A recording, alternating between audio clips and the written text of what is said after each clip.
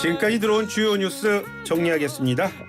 오늘도 김영민 아나운서와 함께합니다. 어서 오세요. 네, 점심 먹고 한잔하면서 듣는 영민한 뉴스 시간입니다. 네, 오송 지하도로 참사 속보가요 이어지고 있습니다. 청주에 집중호우가 내렸을 때 궁평 지하차도에서 112 신고가 있었는데도 경찰이 출동하지 않았다는 그런 의혹이 일고 있어요. 네, 그렇습니다. 왜 출동하지 않았는지에 대한 다양한 정황들이 나오고 있는데요. 예. 참사 당일의 상황을 살펴보면 오전 7시 58분에 충북경찰청 112 상황실에서 이 궁평 지하차도 통제해야 할 것 같다라는 내용의 신고가 접수됩니다. 예. 이때 상황실 근무자가 앞서 7시 4분에 미호천교가 범람할 것 같다는 내용으로 신고된 게 있었는데 이와 동일한 인물이 신고했다는 걸 확인하고 미호천교와 가까운 궁평 2 지하차도를 특정해서 현장 순찰자의 출동을 지시합니다. 다만 인근을 근무 중이던 순찰차가 앞서 여러 차례 순찰했던 궁평 1 교차로로 가는데요. 여기서 도로 통제를 업무로 하고 또 침수로 차량이 빠져 있다는 신고가 접수된 쌍청리 등에서도 업무를 합니다. 그래서 궁평 2 지하차도는 8시 37분에 재차 출동 지시가 있고 나서야 이곳으로 도착합니다. 이 문제가 태블릿 PC에 있었다고 전해지는데요. 예. 당시에 순찰차에 장착된 태블릿 PC에는 상황실이 특정했던 궁평 2 지하차도에 대한 지도 기록이 없고 그냥 궁평 지하차도 통제 요청이라는 신고 내용만 있었던 것으로 전해집니다.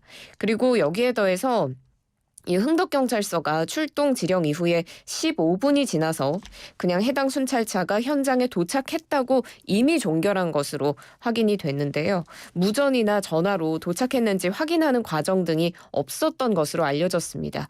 그래서 구체적인 출동 지시는 태블릿 PC의 오류로 제대로 전달이 되지 않았고 또 현장 흥덕경찰서는 15분 만에 이미 종결하면서 이번 사건이 처리 완료로 기록이 된 정황이 확인됐습니다. 처리 완료로 기록이 됐군요. 답답합니다. 자, 경찰이 당시 블랙박스 공개했죠? 그렇습니다. 오송 지하차도 당시에 출동했던 순찰차의 블랙박스 영상을 경찰이 공개했는데요. 순찰차가 참사가 난 장소가 아니라 다른 장소로 출동하긴 했지만 아예 출동하지 않았거나 허위 보고했다라는 지적은 사실이 아니다라는 취지에서 공개를 한 겁니다. 예. 경찰 측은 집중호우에 따른 주민 피해를 최소화하고자 주어진 환경 속에서 최선을 다해 임무를 수행했다는 점을 확인하고 싶었다라고 공개 배경을 설명했는데요. 다만 궁평 2 지하차도로 제때 향하지 못한 점 등에 대해서는 수사 중인 사안이라 드릴 말씀이 없다고 말을 아끼고 있습니다. 검찰이 이번 사고 관련해서 지금 말씀해 주셨지만 경찰 압수수색했죠? 그렇습니다. 검찰이 청주 오송 지하차도 사고 지점의 관할 경찰서, 기관 등에 대해서 압수수색 진행하면서 수사를 본격화하는 모습입니다. 청주지검이 오늘 오전에 충북경찰청, 충북도청, 청주시청, 행정중심 복합도시건설청, 충북소방본부의 수사관 보내서 관련 자료 확보하고 있고요. 충북경찰청 외에도 이 흥덕경찰서도 압수수색 받고 있습니다. 예. 검찰은 확보한 자료를 토대로 관련자들을 소환하는 등 수사를 본격화할 전망입니다. 네. 두 번째 소식입니다. 어제였어요. 국토교통부가 서울 양평 고속도로에 대한 자료들 모두 일반에 공개했죠? 네, 국토부가 어제 서울 양평 고속도로 사업 관련한 건설 계획 단계부터 최근에 이르기까지 이 관련 자료를 일반에 공개했습니다. 국토부는 서울 양평 고속도로는 적법한 절차에 따라 국민들에게 가장 좋은 노선을 찾아가는 단계에 있었으나 이달 초 사실무근의 괴담으로 중단됐다라면서 의혹을 해소하고 국민들께 직접 검증받기 위해서 개인 신상에 관한 내용을 제외한 그간의 자료 전례 없이 모두 공개한다고 밝혔습니다. 또 고속도로 사업이 소모적인 정쟁의 대상에서 벗어나서 정상화될 수 있도록 최선을 다하겠다는 입장입니다. 네, 어제 보고서 보니까 예비 타당성 보고서에서도 대안 종점이 필요하다 그런 이야기가 있었다는 게 국토부의 설명이었어요? 네, 그렇습니다. 이 예비타당성 조사 보고서 때도 원안 노선의 종점부인 양서면의 위치가 적절하지 않기 때문에 대안 검토가 필요하다는 지적이 나왔던 것으로 확인됐습니다. 국토부가 공개한 이 예타 보고서에 따르면 예타를 맡은 한국개발연구원 KDI가 기술적 문제 그리고 민원 발생의 우려를 들어서 이런 의견을 낸 건데요. 예타는 기재부 의뢰로 KDI가 2019년 3월부터 2021년 4월까지 약 2년간 수행했고요. 이 보고서는 2021년 5월에 발표된 보고서입니다.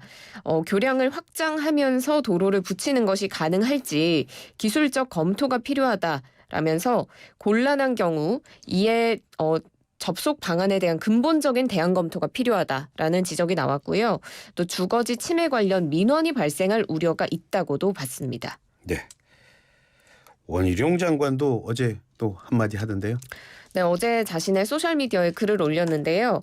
서울 양평 고속도로 관련 자료 전면 공개한다면서 고속도로 사업이 더 이상 소모적인 정쟁의 대상이 되지 않도록 국민들로부터 직접 검증을 받겠다라고 밝혔습니다.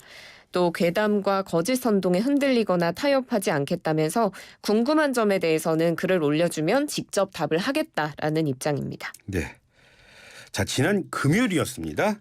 윤석열 대통령의 장모 최은순 씨가 항소심에서 법정 구속이 됐어요. 그렇습니다.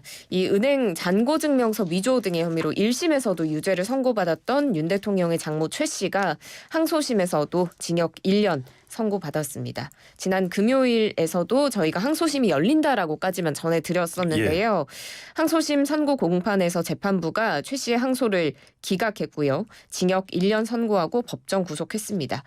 최 씨가 도촌동 부동산으로 막대한 이익을 실현하는 동안 다수의 회사가 이용됐다면서 자신의 이익 실현에 경도돼 나머지 법과 제도, 사람이 수단화된 건 아닌지 심히 우려된다고 재판부는 밝혔습니다. 또 각 범죄가 중대하고 최 씨의 사업 운영 과정에서 재범 위험성을 배제하기 어렵다면서 법정 구속의 필요성도 설명했습니다. 네.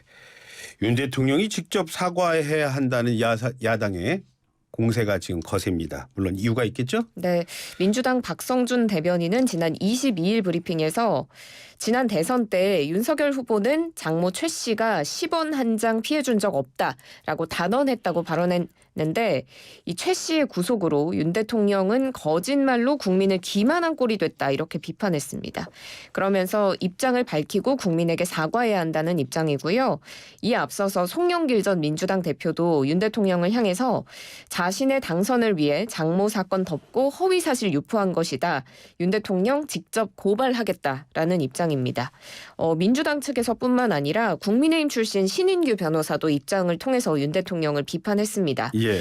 후보 시절 장모가 오히려 피해자라며 국민들께 거짓말을 했다라는 건데요. 윤 대통령은 명백히 거짓말한 것이고 이에 대해 마땅히 대국민 사과를 해야 한다고 요구했습니다. 예. 자, 다음 소식 알아보겠습니다. 그 대통령 관저 후보제를 답사한 인물이요.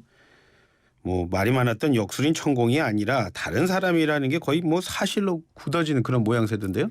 네, KBS 단독 보도에 따르면 이 대통령 관저를 용산으로 이전하는 과정에서 후보지를 방문한 사람이 역술인 천공이 아니라 풍수학자인 사이버 한국외국어대 백재권 교수였던 것으로 확인됐습니다. 예. 경찰은 앞서 지난 4일에 CCTV에 천공 없었다고 중간 발표를 했죠.